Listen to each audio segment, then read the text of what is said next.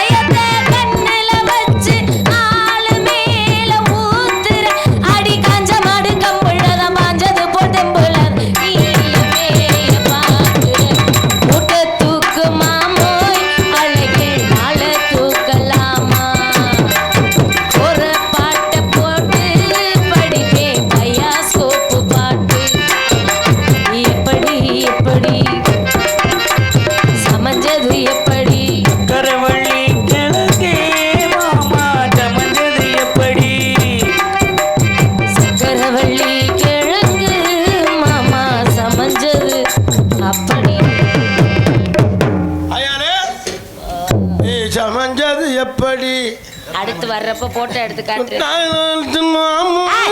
எதுக்கா வெளியே இருக்கலாம் முக்காத வயிறு மேல இடத்துக்கு நாரதர் வந்திருக்கிறார். என்ன சொன்னீங்க? ஆமாமா வருக வந்திருக்கின்றார். நம்மள பார்க்கலாம். ஆமா கோபாத்தா மூத்தவை தூங்கவே மாட்டேங்கிறேன். அவன் தான் தாய் பிரச்சனை ஒன்று. பரவாயில்ல தூங்குவேன். நான் போவா? சரி போயிட்டு விடியும்னே வந்துடு. என்னிட்ட ஒப்படைச்சிருக்கா ஒன்று. நான் போவா அவரை கூப்பிட்டு விடுறியா? இல்லை நான் அவரை கூப்பிட்டு விட்டுட்டு நான் உதவிக்கிறேன்.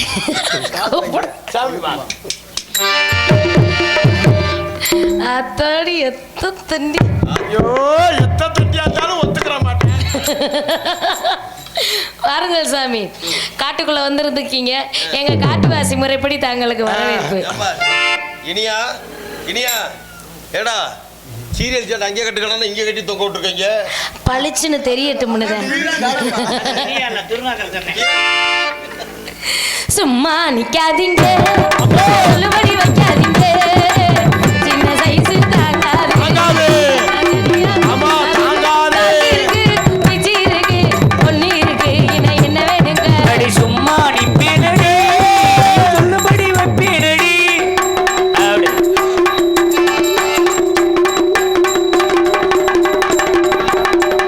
மேல எங்கேயோ கேட்ட மாதிரி இருக்க.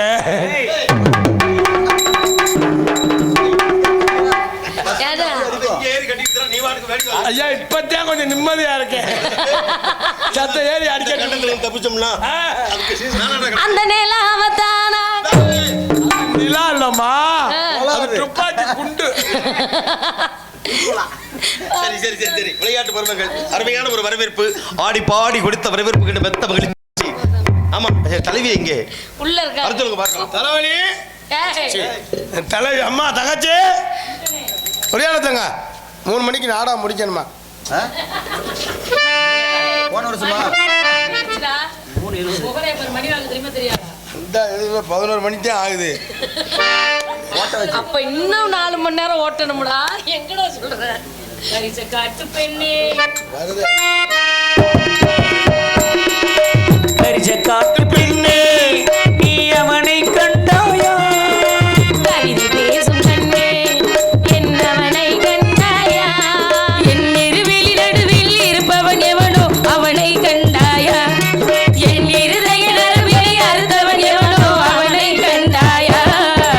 கொஞ்சம் கனவு கொடுத்தவன் என் தூக்கம் திருடி சென்றான்.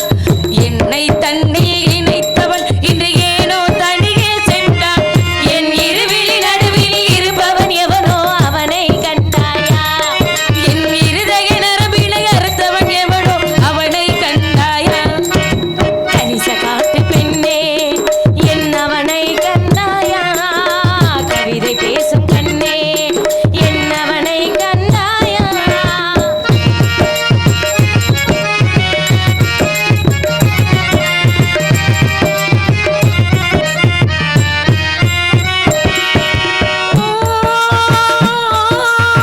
வருஷங்கள் எல்லாம் நிமிஷங்களாகும். அவன் வருவான் என்று காத்திருந்தேன்.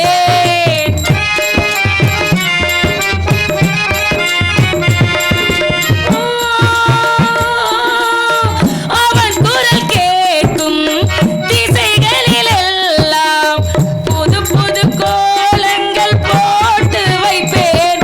என் தாவணி வயறில் போச்சு அடி ஆகிற வளர் விரையாச்சு. அந்த ராட்சசன் ஏன் வரவில்லை? என் பூக்கூடம் சாய்ந்திடவில்லை. என் 20 போகும் 70 ஆகும் அவனை விட மாட்டேன். என் மடியினில் ஒரு நாள் தலை வைத்து தூங்கும் அழகை நான் காண்பேன். கொஞ்சம் கனவு கொடுத்தவன் என் தூக்கம் திருடி சென்றான். என்னை தன்னில் இணைத்தவன் இன்று ஏனோ தனியே சென்றான்.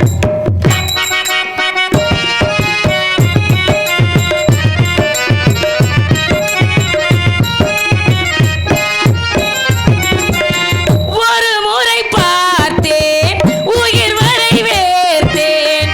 அசைவத்தில் ஆசை அதிகம் என்னை தின்றானே.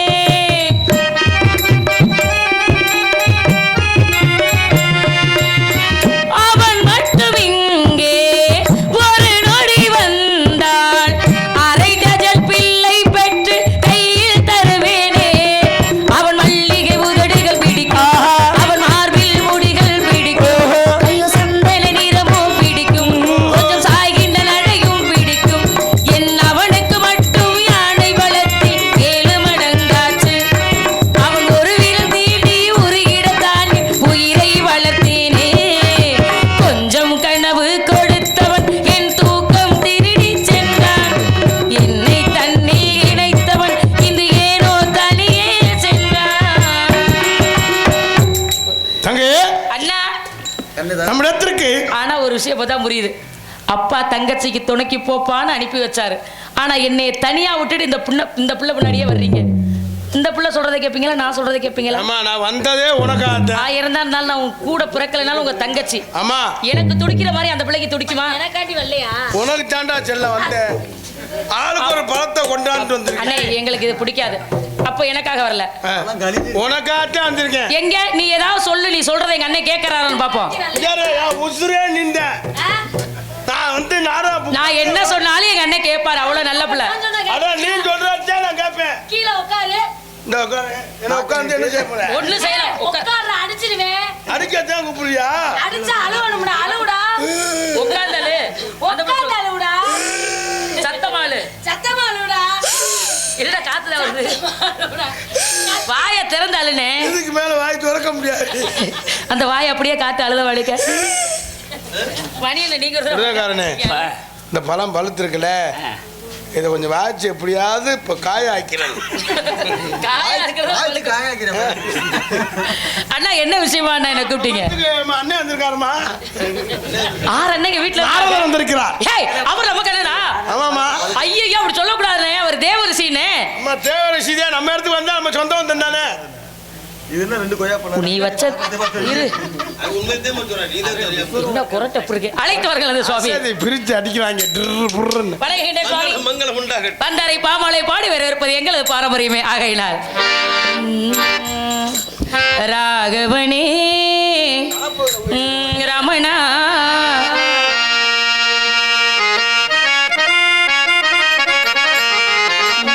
ராகவனே ரமணா ரகுநாதா ராகவனே ரமணா ரகுநாதா பார்க்கடல் வாசா ஜானகி தேசா பார்க்கடல் வாசா ஜானகி தேசா பாடுகின்றேன் பரம்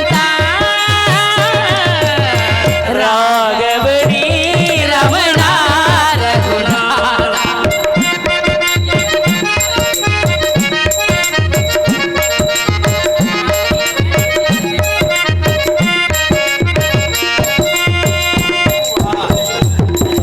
கல்லான பெண் கூட உன்னாலே பெண்ணாகி எழுந்தாளே மண்மேலே. கல்லான பெண் கூட முன்னாலே பெண்ணாகி எழுந்தாளே மண்மேலே.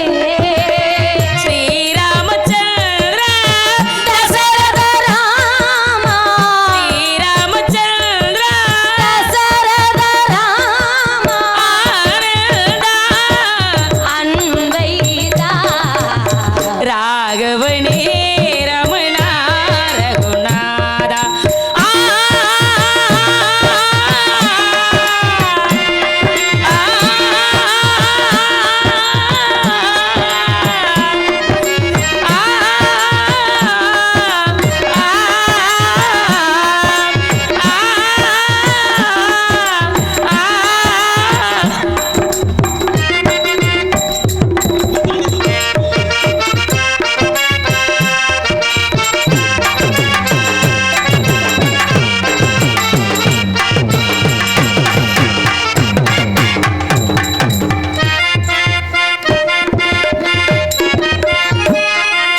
யாதேசர் உனை நெஞ்சில் பதித்தாரே சங்கீத மழை கொண்டு துதித்தானே.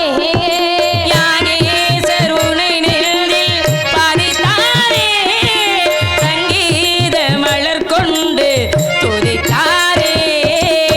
வைரேகிலாரா வடமலை ராஜா மலமலை வாசா ஆனந்தா அன்பைத்தா ராகவனே ரமணா ரகுநாதா பார்க்கடல் வாசா ஜானகி நேசா பார்க்கடல் வாசா ஜானகி நேசா பாடுகின்றேன் வரம் தா ராகவனே ரமணா ரகுநாதா. படகின்ற சுவாமி, எனக்கு முன்பதாக அண்ணனும் தோழியும் தங்களை சந்தித்து ஆசைகள் பெற்றதற்கென்றே மிகவும் பெருமைப்படுகின்றேன். தாங்களை எங்கள் இருப்பிடம் தேடி வந்த நேரத்துடன் அளவுகள மகிழ்ச்சியும் ஆச்சரியமாகவும் இருக்கிறது. தம்மை பெருக தாமர ஒழுகுதல் வன்மையில் எல்லாம் தருகின்ற பொன்மொழியின் படி தம்மை விட பெரியாரின் நட்பும் தொடர்பும் ஆசீர்வாதமும் மிக சிறந்த செயலாகவும் என்பார்கள். ஆகையினால் நாட்டு மக்கள் அண்ணன் தோழியர் இச்சிறியவளுக்கும் நல்லாசை கூறுங்கள் சுவாமி. வாழ்க பல்லாண்டு. அருமையான ஒரு வரவேற்பு. ஆனந்தமடைந்தேன். உண்மையிலேயே மனம் புலகாக்கிதமடைகிறது. மகிழ்ச்சி சுவாமி. ஆமா, ரொம்ப சந்தோஷமா இருக்கு. இருந்தாலும் உன்னை வாழ்த்துவது என் கடமை. ஏன்னா கடமைக்காக வாழ்த்திடாதீங்க, கடமையோடு கடமைகளை கருதி இதோ நாட்டின் பண்படுத்து நல்லோர்கள் நட்பை வைத்து நலமுடனே நீ வாழ வர வேண்டும்.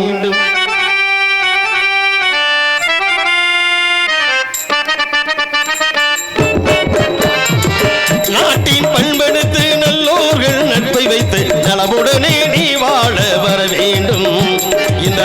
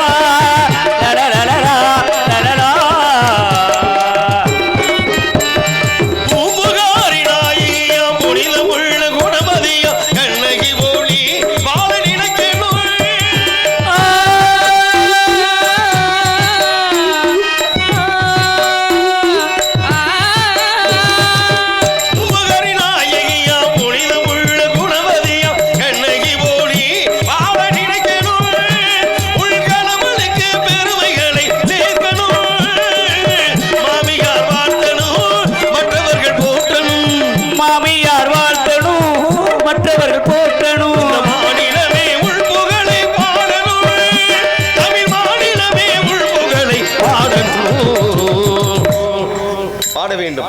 தமிழுக்கும் அமுதன் என்று பேர்.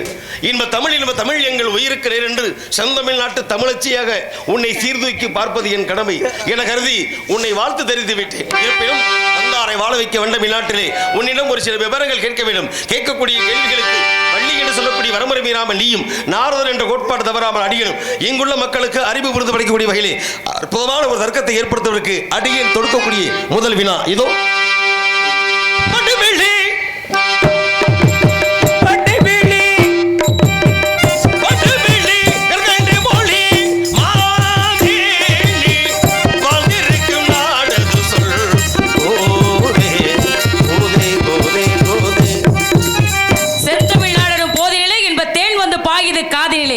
எங்கள் தந்தையர் நாடனும் பேச்சிலே ஒரு சக்தி பிறக்குது மூச்சிலே. எப்பொழுது தன்னுடைய கடமையில் இருந்து தவறாது நடக்கணும் நீங்க சொன்னீங்களோ அப்பொழுதே அந்த கடமைக்கு ஏத்தால் போல் நடக்கணுங்கிற எண்ணம் வந்துருச்சு. நீங்க கேட்ட கேள்விக்கு இதோ பதில் பாடல். ஞானநிலை தான் உணர்ந்த சுவாமி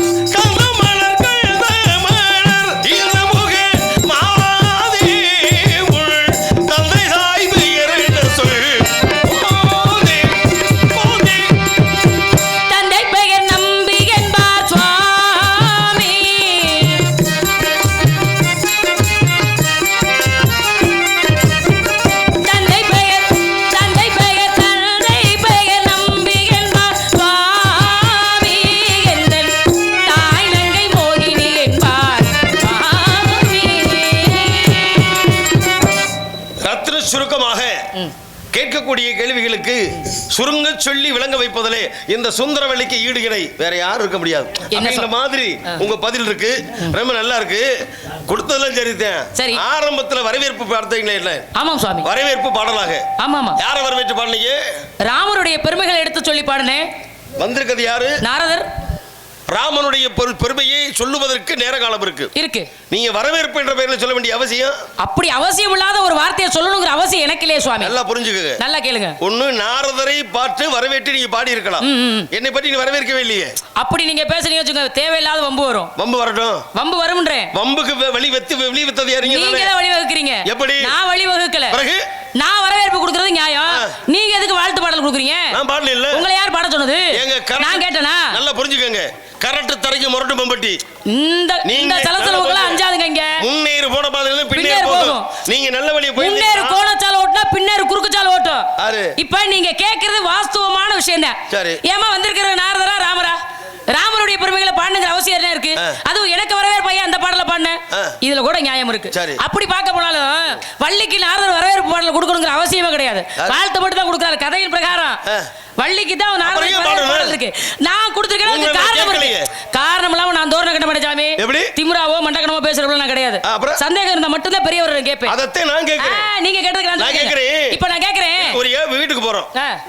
நல்லா புரிஞ்சுக்கோங்க, கேளுங்க. நாம எதிர்பார்க்காம போவோம்.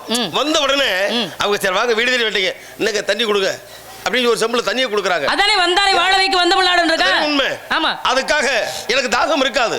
அதுக்காக தடை போடலாமா? அது பழக்கம். தடுக்க முடியுமா? வேளாண் வெறுக்க முடியுமா? கொடுத்ததுக்காவது ஒரு வாய் குடிக்கணும். அந்த வகையில நீ கொடுத்த வரவேற்பு நான் ஏத்துக்கிட்டேன். சரி, ஆனா கொடுத்தது சரியா? இப்ப ஏன் இது கொடுத்ததை ஏத்துக்கிட்டீங்க, அதுல என்ன சரியில்லைங்கிற குற்றத்தை கண்டுபிடிச்சீங்க? அதத்தானே கேக்குறேன். நாரதனை பற்றி ஒரு வார்த்தை கூட வரலைங்க. நாராயணன் பத்தி பாடுறேன். நாகமணி ரமணா ரகுநாதா பார்க்கடல் வாசா யாரவே எல்லாமே உங்க பாட்டனே. அதத்தானே கேக்குறேன். உங்க பாட்டனுக்கு உங்களுக்கு சம்பந்தம் இருக்கு. எப்பொழுதுமே ஒரு பொருளோட ஒரு பொருளை சம்பந்தப்படுத்த தெரியணும். அதுதான் இங்க வாதம் மேடை, விவாத மேடை. நீங்க இருக்குடா நான் இல்லைங்க, நான் இல்லைன்னா இங்க இருக்குங்க. இந்த வார்த்தை மறந்துட மாட்டீங்களே? மறக்க மாட்டேன் சுவாமி. எப்போதும் உன்னோட ஒண்ணு சம்பந்தப்படுத்தி பேசணும். இந்த வார்த்தை எல்லாரும் ஞாபகம் வச்சுக்கோ. அதுதான் நல்ல பேச்சாளிக்கு அழகு. அதுதான் நானும் சொல்றேன். அதத்தை நானும் சொல்றேன். அதனாலதான் ஒரு உதாரணம் சொல்லியிருக்காங்க. உங்களை பார்த்து வண்டு வெளியே நான் பாடுறேன். ஆமா. காரணம் என்ன? என்ன காரணம்? வண்டுக்கு உங்களுக்கு ஏதாவது சம்பந்தம் இருக்கா? சம்பந்தமே இல்ல. சம்பந்தப்படுத்துறீங்களா? அதுக்காக தான் உங்களுக்கு ஞாபகப்படுத்தி இருக்கேன். வண்டு வெளியே நான் பாடின பாடலுக்கு எப்ப இது என்ன சம்பந்தம் நீங்க கேட்டிருக்கீங்களோ, நீங்க பேசுறதுக்கு பாடுறதுக்கெல்லாம் சம்பந்தம் இருக்கான்னு நான் கேட்பேன். கேளுங்க. நீங்க முத கேட்டுட்டீங்க. இத சம்பந்தப்படுத்திட்டு அதுக்கப்புறம் உங்கள்ட்ட பேச வரேன். கேளுங்க பார்க்கலாம். ராகவனே ரமணா ரகுநாதான்னு ராமனுடைய பெருமைகளை பாடல. நாரதருக்கு பாடலாமா நீங்க கேட்டீங்கல்ல? ராமாயணத்துக்கு உங்களுக்கு சம்பந்தம் இருக்கா இல்லையா? இருக்கு. அப்புறம் என்ன? நாரதருக்கு ராமாயணத்துக்கு சம்பந்தம் இருக்கு. அதனாலதான் அந்த ராமனுடைய பெருமைகள் தெரிய காரணமா இருந்ததே நாரதர் தான். நாரதர்னு ஒருத்தர் இருந்ததுனால வால்மீகி கிட்ட சொல்றீங்க. வால்மீகி தான் ராமாயணத்தை ஏற்றாரு. அவர் சமஸ்கிருதத்துல ஏற்றினார். அதுக்கப்புறம் தான் கம்பர் தமிழாக்கம் செய்யறாரு.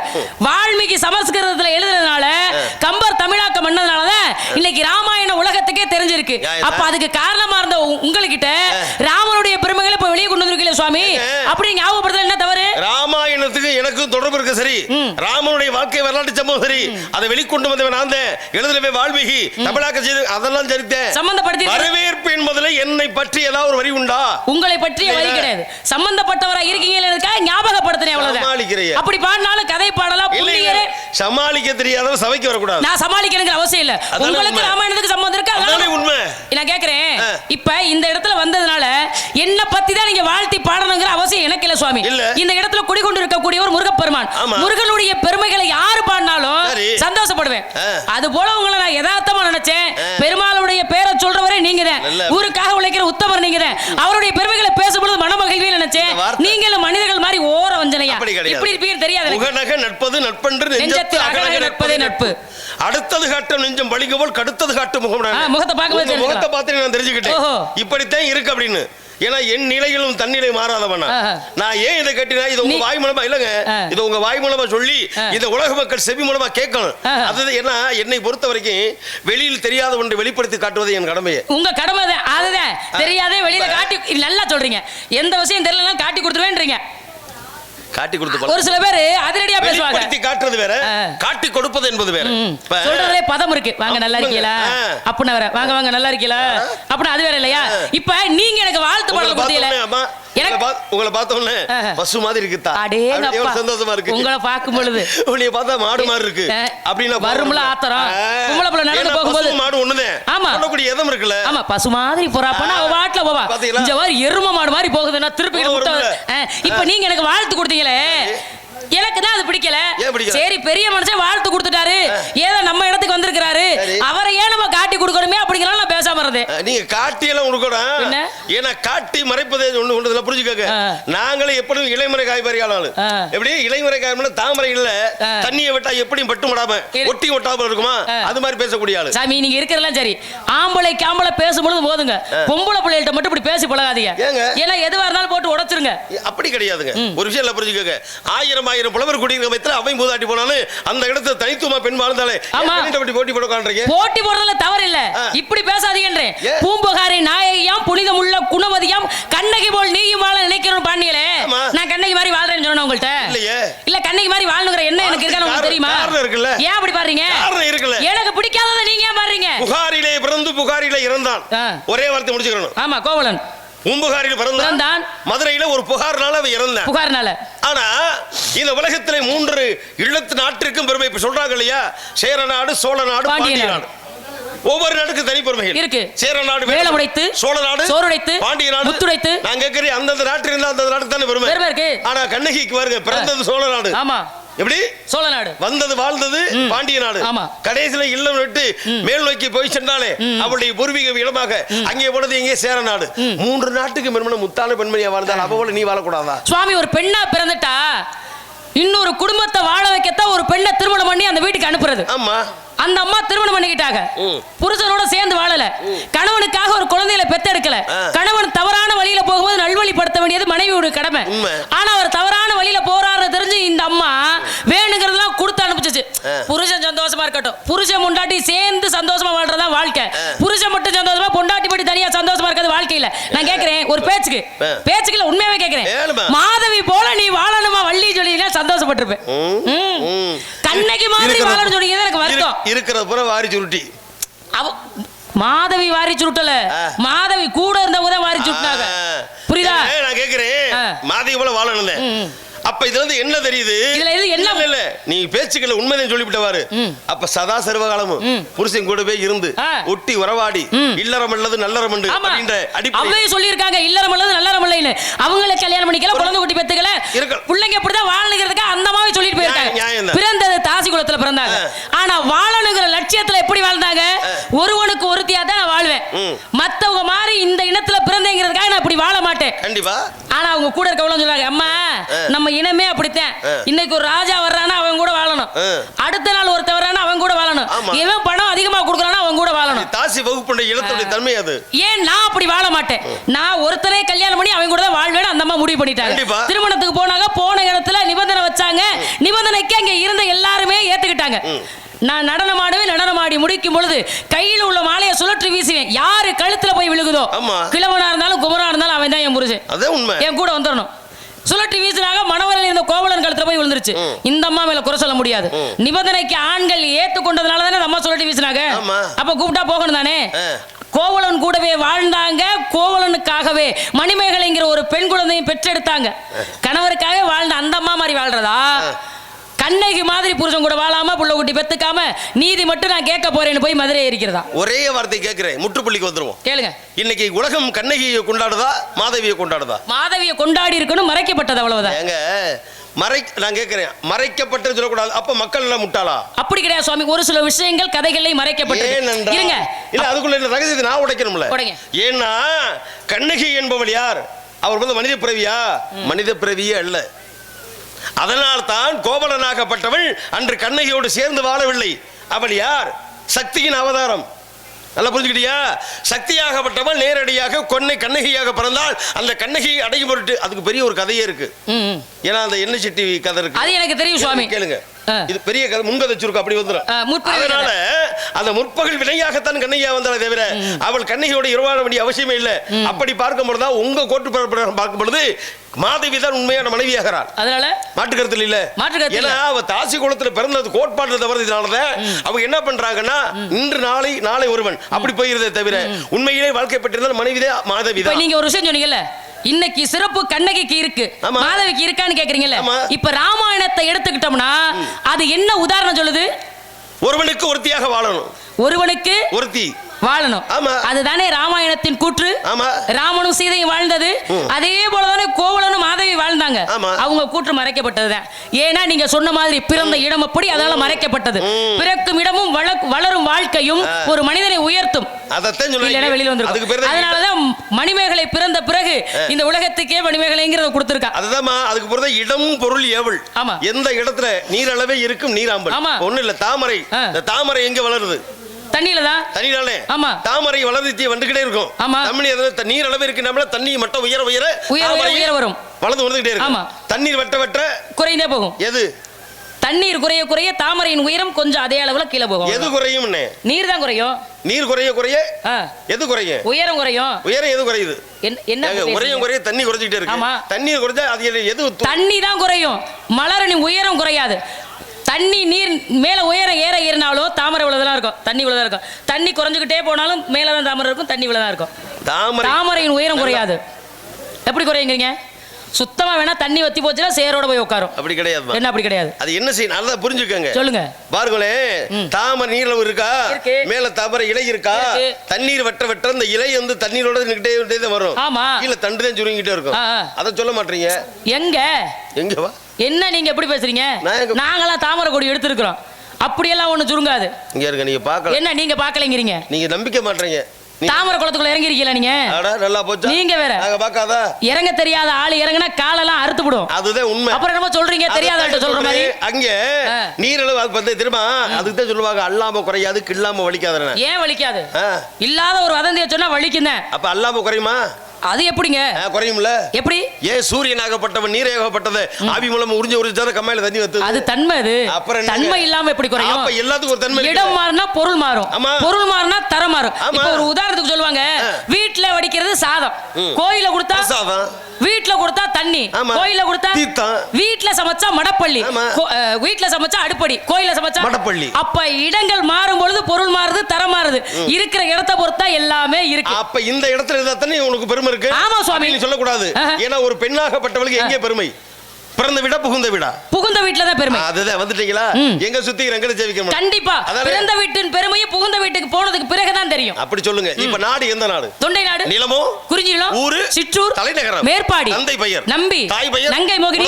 வள்ளி. உடன் பிறந்தோர்? உடன் பிறவாதோர். சரி, வந்திருப்பது காவல். என்ன காவல்? திணைக்காவல். என்ன திணை? கரந்தினை செந்தினை. கரந்தினை யாருக்கு? செந்தினை. கரந்தினை எங்களுக்கு, செந்தினை முருகப்பெருமானுக்கு. கையில் உள்ளது கவன். அமைத்திருப்பது. பரன். அடைந்திருப்பது. பருவம். பருவம் என்பது சித்திரம். பாதுகாக்க வேண்டியது. பத்திரம். வருவது ஒரு முறை. சாஸ்திரப்படி. அப்படி வருவதை தவறவிட்டார் பெரிய உபத்திரமடி. ஏண்டி? என்னடி? ஏன் டீ போட்டு முடிக்கிறீங்களே?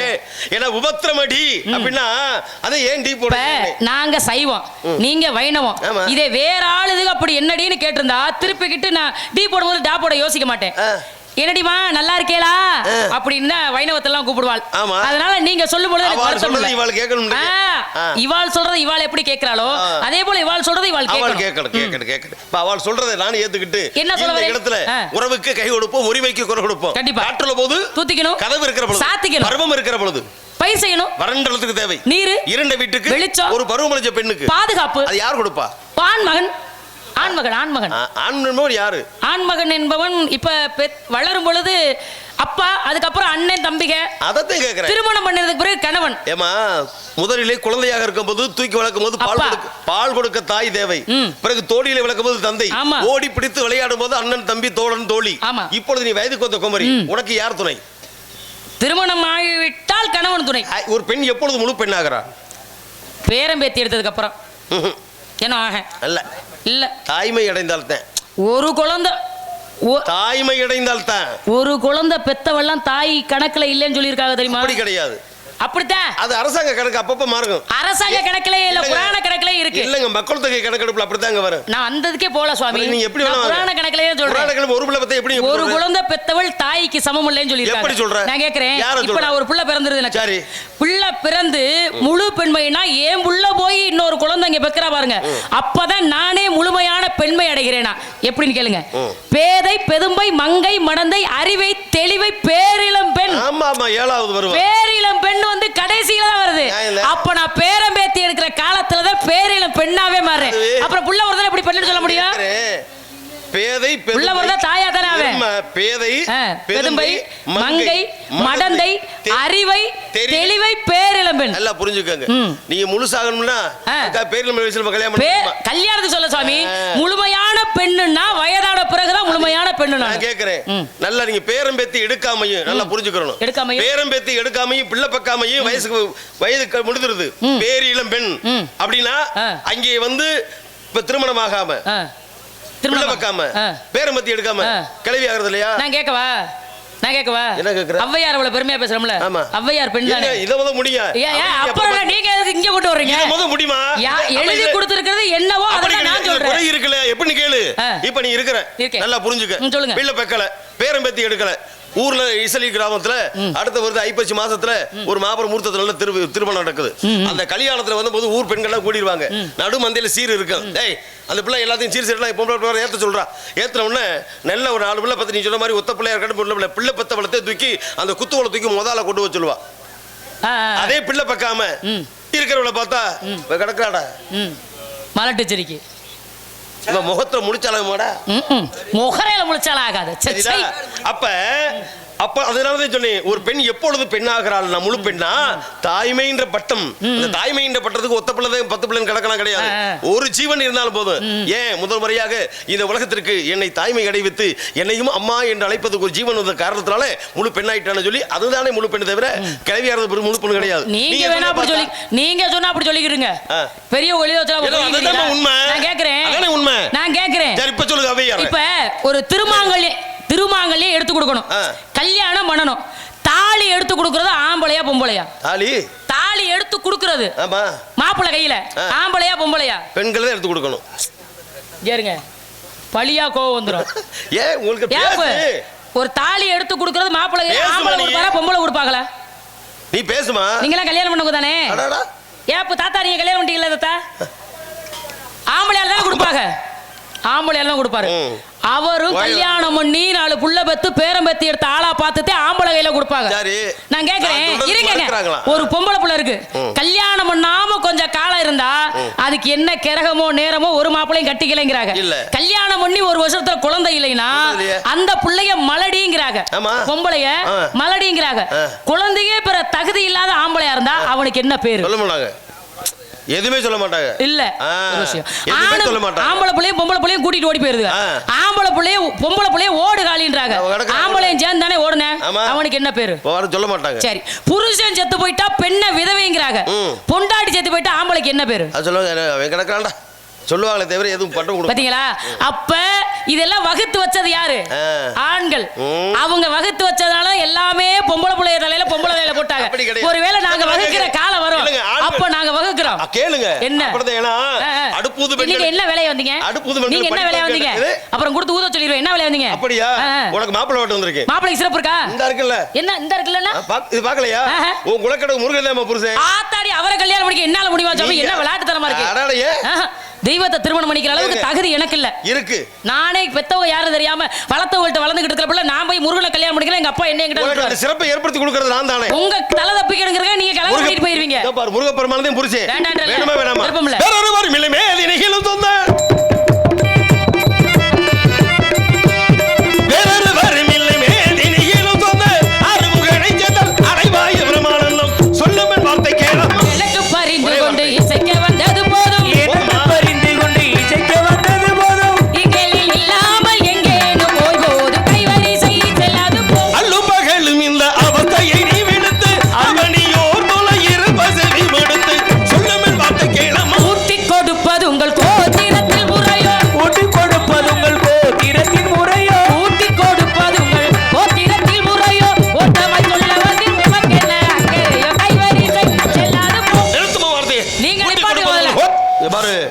நிப்பாட்டுங்க என்ன சொல்ல முடியுமா? நிப்பாட்டுங்கன்ற பேச்சரி படி போக சொல்லுங்க. வேற மாதிரி தேவை இல்ல. நான் நிப்பாட்டுன அப்புறம் வேற மாதிரி பேர் பாத்துக்க. நான் சொல்லும் பொழுது நிப்பாட்டல இல்ல. போங்க வெளிய பாத்து. எப்ப சொல்லுவீங்க எதிர்பார்த்துங்க. ஆமா. கேட்ட வார்த்தையை மாட்டி காட்டுகிறேன். அதிகாலை சூரியன் அஸ்தமனம் ஆவதற்குள் உனக்கும் கந்தப்பெருமானுக்கு படப்படுத்தி காட்டுகிறேன். அப்படி இல்லை என்றால் நாரத பகிர்ச்சியில் வருகிறேன். சத்தியம். போங்க சும்மா. முருகா, ஞான பண்டிதா, தங்களை காண வேண்டும் என்று அடியால் காத்துக் கொண்டிருக்கிறேன். சீக்கிரம் வாருங்கள் முருகா.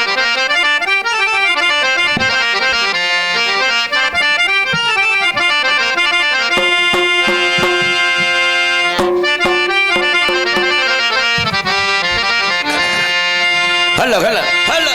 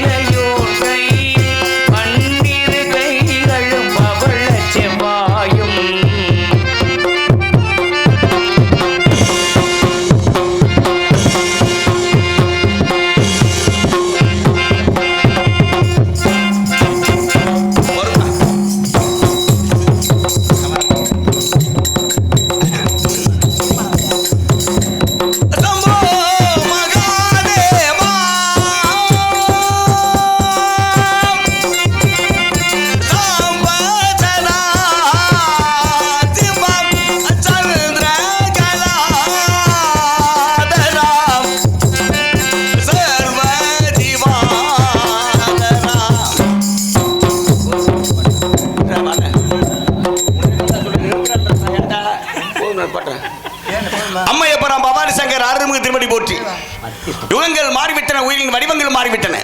எங்கும் பிரச்சனை, எதற்கும் நெருக்கடி. சார்திரி போர் சிலர் சாராமல் எதிர்ப்பவர்கள் பலர். இவர்களுக்கும் இடையே இருப்பவர் மிகச்சிறப்பான மையர். இவர்கள் முறையே நரர் அசுர சுரர் என்று அழைக்கப்படுபவர். எம்முவரும் அமைதியோடு வாழ வேறெடுத்து வளனாக சத்துவர்கள் குராதனாக சமத்துவம் சாமிநாதனாக தன்வரையிலே ஒருவனாக ஒளிமயமாக இருந்த மூலப்பொருளை வணங்கும் அன்பர்கள் பல வடிவங்களுக்கும் பெயர்களுக்கும் ஆளாக்கி எல்லோருக்கும் இறைவனாக அருள்பாலிப்பதற்காக ஓங்கிய மலையின் உச்சியில் சிலையாக நின்று சிரமம் தாங்கிய சிலனாக காட்சியளித்து வருகிறோம். இருளந்த இடத்திற்கு தான் விளக்கு தேவை, வாடிய பயிருக்கு தான் வளைகதி அவசியம். குரலுக்கு வழிகாட்ட வேண்டும், ஒன்றுக்கு மூன்றுகள் வேண்டும். அசுரர்கள் ஒரு சிலர் மட்டும் வகைக்கவில்லை, மனித சமுதாயத்தை அழிக்க எண்ணினர், தேவனத்தை ஒழிக்க முற்பட்டனர். அக்கிரமக்காரர்கள் திருந்தி அருளைக்க வருக பள்ளிகளுக்கு ஆறுமுகரானேன். அநியாயத்தை அழித்து நியாயத்தை நிலைநாட்ட சரவணபுரம் சராச்சர மந்திர மிகவும் ஞானப்படுகிறானேன். பாவிகளால் தான் பயங்கர விளைகிறது, அதன் பின்பு பண்பு ஞானம் விளைகிறது. ஒழுக்கம் கட்டுப்பாடு நேர்மையை கருத்துலைகளை வாழ்ந்து கொண்டிருக்கும் கலையரசனான நாரதர் காணப்படுவதாக அறிவிக்கப்பட்டிருக்கிறது. யானை ஒரு பெண்ணே மணி யோசை ஒரு முன்னே என்ற காரணத்தாலே கார்த்திகை விளக்கு பெண்களுடன் திரு காவடி சுமக்கும் தொண்டருடன் கார்த்திகை விளக்கு பெண்களுடன் திரு காவடி சுமக்கும் தொண்டருடன் தினம் கூப்பிடும் ஞான மலர்களுடன் ஒரு புல்லாய் முளைத்து தடுமாறும் புல்லாய் முளைத்து தடுமாறும் எனக்கும் இடமும் உண்டு அருள்மணக்கும் முருகல் மலரடி நிழலில் எனக்கும் இடம் உண்டு.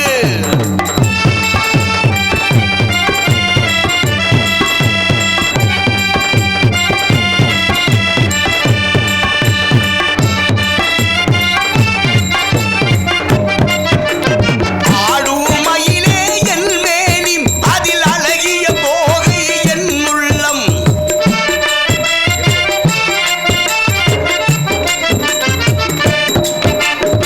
ஆடும் மயிலே என் மேனி அதில் அழகிய தோகை என் உள்ளம். நான் உள்ளம் என்னும் தோகையினால் இறைவன் உறவு கொண்டேன் ஆசையினால் உறவு கொண்டேன் ஆசையினால் எனக்கும் இடமும் உண்டு அருள் மணக்கும் இறைவன் மலரடி நிழலில் எனக்கும் இடம் உண்டு.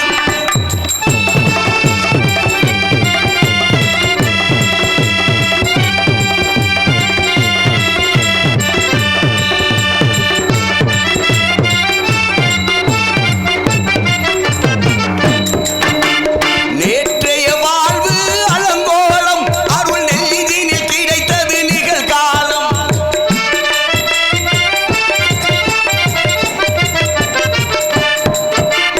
நேற்றைய வாழ்வு அலங்கோலம் அருள் நெல்லிதினில் கிடைத்தது நிகழ்காலம். வரும் காட்டில் அணையா சுடர் போலும் இனி இறைவன் தருவான் எதிர்காலம். இறைவன் தருவான் எதிர்காலம். எனக்கும் இடம் உண்டு அருள் மணக்கும் இறைவன் மலரடி நிழலில் எனக்கும் இடம் உண்டு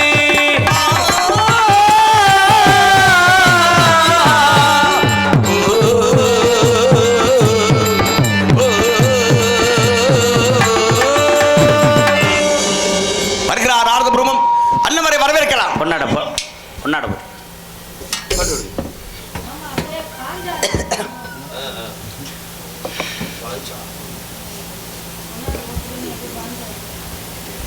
இங்கே முருகனாக நடிக்கும் அண்ணன் முருகதாஸ் அவர்களுக்கு பொன்னாடையும் மாலையும் கிராம பொதுமக்கள் சார்பாக மாலை வந்து கொடுக்கப்படுகிறார்கள்.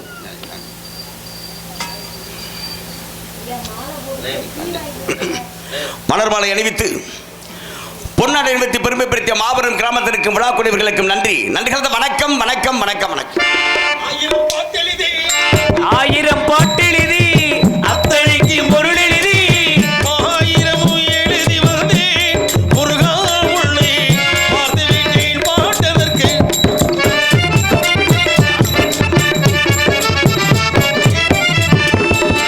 கோடி பணம் திரட்டி கொட்டி வைக்க வீடு கட்டி கோடி பணம் திரட்டி கொட்டி வைக்க வீடு கட்டி பாடுபட்டு குலைந்தேன் முருகா உன்னை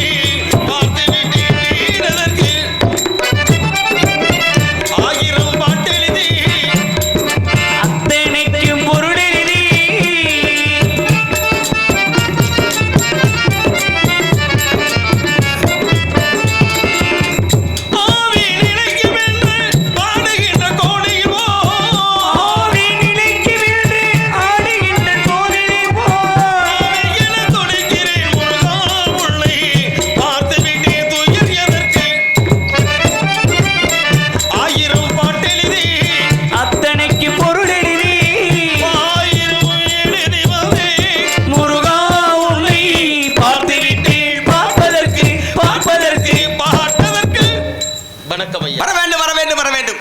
நாரத பிரம்மே வருக, கழகத்தால் உலகத்தை வாழ்விக்கக்கூடிய உத்தமரை வருக, தத்துவமே வருக, இசை மேதையே வருக. உதட்டி நெருவிலே அலைமோதும் உற்சாக சாயலை பார்க்கின்ற பொழுது தங்களை வரவேற்கிறார். லோக